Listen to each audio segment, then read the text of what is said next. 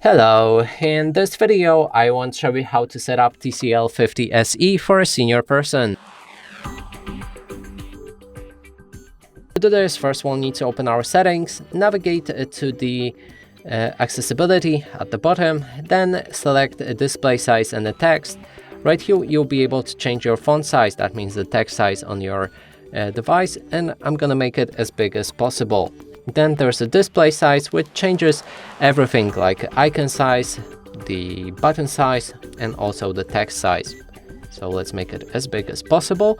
Then there's a bold text. When activated, it increases the thickness of a font. High contrast text, which adds either black outline or white outline to the text depending on your theme. Then we can go back and find the color and motion. Here I recommend to enable remove animations. It reduces motion sickness while using your phone. And the last one is magnification. When activated, you'll be able to access magnification icon. Click on it once to enter magnification mode. Click anywhere else on the screen to zoom in. Then to leave the zoom, click on the loop icon again. And that will be all of the functions I would recommend to change. Of course, you can experiment more if you like. And that's it for this video. Hope you like it. Please consider subscribing to our channel, leave a like and a comment below.